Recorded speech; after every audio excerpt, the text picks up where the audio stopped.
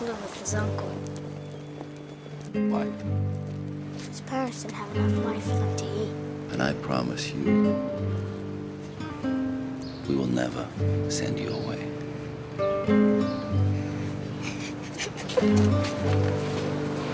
Imagine seeing your own child steal food because he was afraid of being sent away. What would you do if you had nothing to feed your son? That was the drama of James Braddock in the movie Cinderella Man. He and his family were caught in the Great Depression after the crash of '29.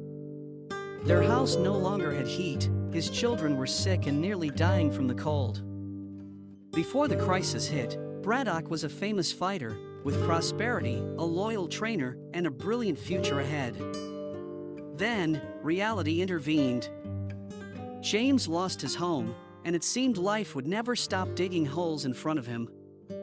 He lost in the ring and, year after year, was forced to keep fighting even with broken hands, just to bring home money to feed his family.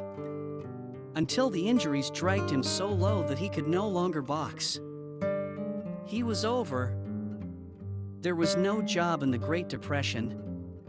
With no money left and his children about to be taken from him, he swallowed his pride and humbled himself for aid, returning to Madison Square Garden not as the victorious fighter they once knew, but to beg. Just to keep the heat on and his children at home, being faithful to his word as a father. I can't afford to pay the heat. I've had to farm out my kids. You know, they keep cutting shifts down at the docks, and you just don't get picked every day. You know me well enough to know if I had anywhere else to go, I wouldn't be here. James was not the only one facing such hardship. Far from it, most ordinary workers had no money, and often not even enough work to provide for their families. His own brother-in-law even spoke of uniting and protesting in the streets, representing a different way to deal and face crises in life. After all, if you don't know how to endure the plot life sets before you, it's easy to look outward, to blame external enemies, to curse the government, to hide behind strikes, instead of quietly, faithfully fighting your own fight, focusing on what is within your reach. It's easier to drown your despair in drink or in vice, rather than holding firm to service and giving your life for others. Both James and his brother-in-law struggled with the same question. In the midst of such suffering, how can you still speak to God? How can you believe He would allow such pain? The difference is that James remained devoted to his family, humbled himself and asked for help when it was necessary. His brother-in-law, however, lost for himself. This resilience in James shows us that even when you think you're completely defeated, even after fighting and it seems there's nothing left to do, sometimes a sudden turn of fate arrives. Probably not through your own will, because we hardly will be able to achieve big things alone, but through others, who see in you what you can no longer see in yourself. Jim Braddock's old friend and trainer looked past his failures and years of exile from the ring, and recognized the spark of potential still alive in him. He believed in Jim when Jim could barely believe in himself. Sometimes life works this way, by a stroke of fate, or when someone sees the possibility of who you were called to become. His trainer believed so much in him that he even sold his own last furniture just to give him one more chance to fight. With that chance, Jim returned to the ring, and from what looked like total defeat came a victory no one expected, almost as if destiny itself was playing a trick.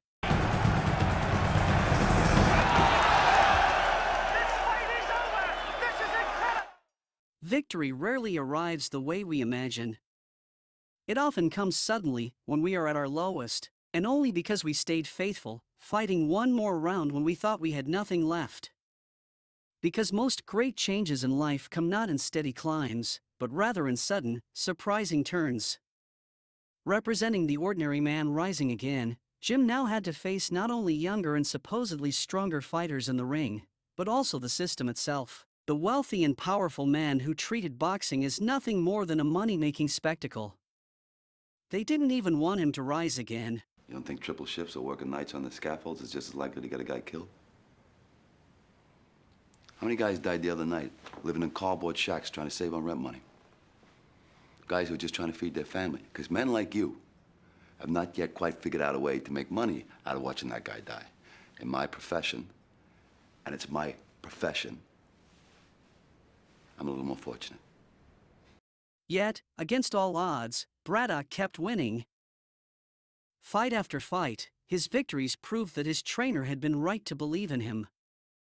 Mocked and said to be living in a fairy tale, the Cinderella Man finally came face to face with what people thought to be the greatest obstacle of his life. A fighter who openly bragged about destroying opponents in the ring. A clownish brute, lost in women and shallow pleasures, treating boxing like a joke, believing he could win any time he wanted. What Braddock reminds us is that hard work and discipline always defeat arrogance and wasted strength.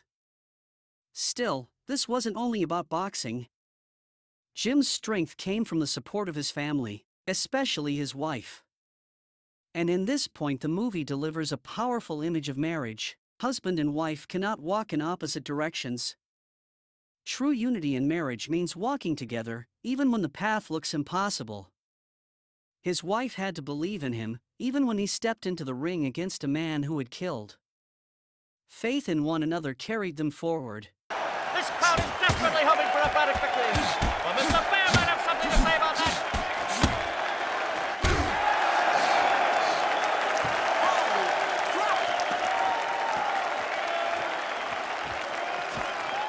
Inside the ring, Jim's victory over the unbeatable opponent was not born at that moment. It was only the reflection of battles he had already won, the invisible ones, outside the ring. The years of struggle to survive the Great Depression, to feed his children, to keep his family together. His triumph was not just in boxing, it was in life itself. While everyone expected him to give up and fall, he kept stepping forward, always on the attack. After all, what was for him just another fight against a supposedly invincible clown in the ring, compared to the greater fight he had already endured throughout his whole life?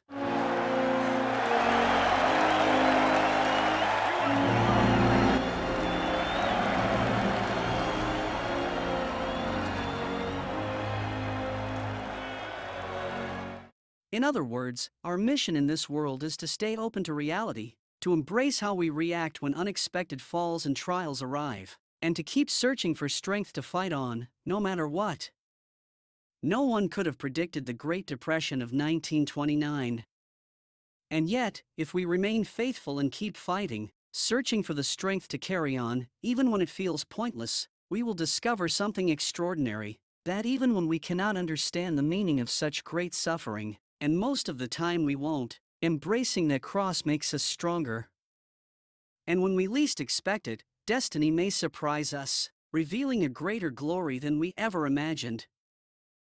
After losing everything, even breaking his stronger right hand, forced to fight only for scraps to feed his family, he came back with an even stronger left.